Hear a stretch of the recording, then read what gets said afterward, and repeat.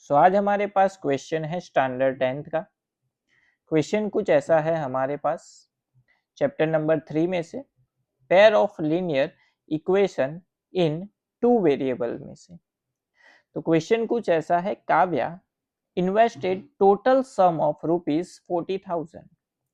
She invest certain sum of 6% per annum rate of interest and the remaining sum at 8% annum rate of interest. If her annual income from the interest that is 3,000, then find the sum invested at each rate. सबसे पहले तो यहाँ पे question को समझना पड़ेगा। ये वाला जो क्वेश्चन है वो स्टैंडर्ड वालों के लिए क्वेश्चन है। क्वेश्चन में हमको टोटल रुपीस दिए हुए हैं 40,000। काव्या ने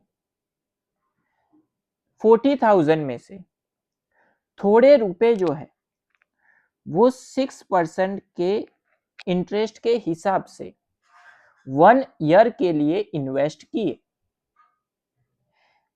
एंड बाकी जो रुपए बचे उसको 8% एनुअल इंटरेस्ट पे इन्वेस्ट किए एंड उसमें से जो इंटरेस्ट मिला वो कितना मिला, 3,000 मिला। तो 6% पे उसने कितने पैसे इन्वेस्ट किए होंगे वो हमको फाइंड आउट करना है एंड 8% पे उसने कितने रुपए इन्वेस्ट किए होंगे ये चीज हमको फाइंड आउट करनी है। सिंपल चीज है।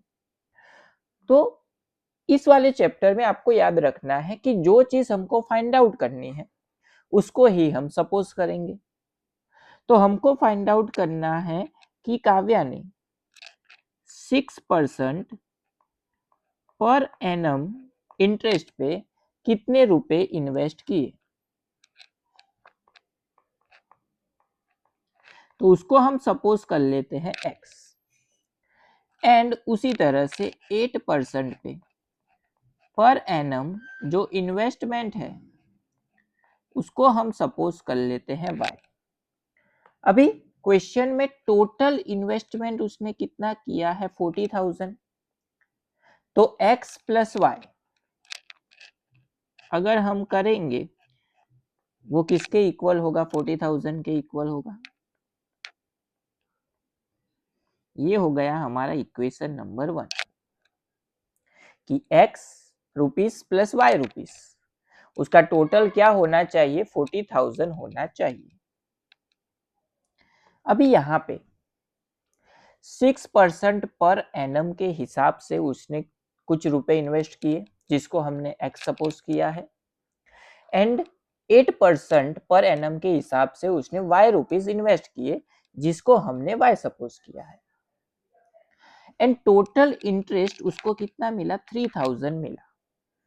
तो यहाँ पे इसको हम कुछ इस तरह से लिख सकते हैं।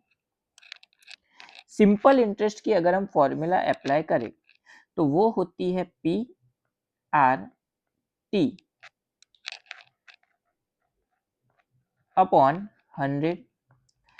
P मतलब प्रिंसिपल प्राइस, R मतलब रेट एंड T मतलब टाइम।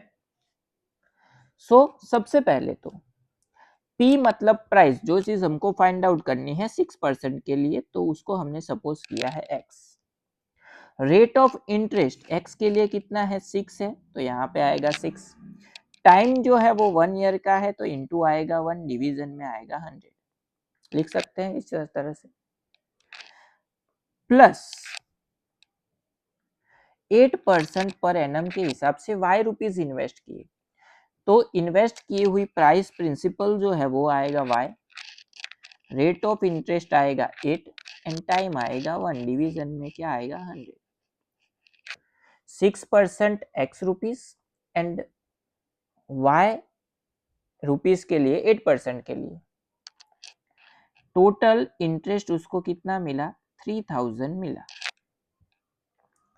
इसको अगर हम सिंप्लीफाई करें तो 6 इंटू एक्स होगा 6x प्लस 8 इंटू वाई होगा 8y, that is equal to 100 LCM है, इस साइड डिवीजन में सामने जाएगा तो मल्टीप्लाई में, तो 2 0 ऐड हो जाएंगे तो ये होगा 3 लाख। ये हो गया हमारा इक्वेशन नंबर 2। एलिमिनेशन मेथड अगर हम अप्लाई करें तो यहाँ पे 6x है, यहाँ पे सिर्फ x है, तो फर्स्ट वाले इक्वेशन को मल्टीप्लाई करना पड़ेगा 6 से। तो फर्स्ट वाले इक्वेशन को अगर हम 6 से मल्टीप्लाई करें तो x plus Y is equal to था 40,000। तो 6 से मल्टीप्लाई करने पर मिलेगा 6x plus 6y that is equal to 4 into 6 होगा 24, जीरोज आएंगे 4, तो इसको हम इस तरह से लिख सकते हैं। ये था हमारा फर्स्ट इक्वेशन। सेकेंड इक्वेशन था 6x plus 8y that is equal to 3 lakh. Elimination method apply करें तो minus minus and minus, plus 6x minus 6x cancel, 6y में 8y माइनस होगा तो मिलेगा minus 2y that is equal to 240 में से 300 minus होगा तो बचेगा 600 यानी कि 60,000। सो माइनस 60,000, माइनस माइनस हो जाएगा प्लस, 2 मल्टीपल सामने जाएगा तो डिवीजन, तो y that is equal to 60,000 divide by 2 यानी कि मिलेगा 30,000। तो काव्या ने 8% पे जो रुपीस इन्वेस्ट किए हैं वो कितने मिले हमको? 30,000 रुपीस मिले। अब x की वैल्यू फाइंड करनी है, यानी कि 6% के हिसाब से कितने रुपीस इन्वेस्ट किए। तो फर्स्ट इक्वेशन था हमारा x plus Y is equal to 40,000, y की वैल्यू 30,000 पुट कर लेते हैं, तो x plus 30,000 is equal to 40,000, इस साइड प्लस सामने जाएगा तो minus, so x that is equal to 40,000 minus 30,000 बचेगा 10,000। तो x की वैल्यू होगी 10,000 एंड y की वैल्यू होगी 30,000। यानी कि काव्या ने 6% के हिसाब से 10,000 रुपीज इन्वेस्ट किए एंड 8% के हिसाब से 30,000 रुपीज इन्वेस्ट किए, तब उसको इंटरेस्ट जो है वो 3,000 रुपीज मिलेगा। तो ये था हमारा क्वेश्चन।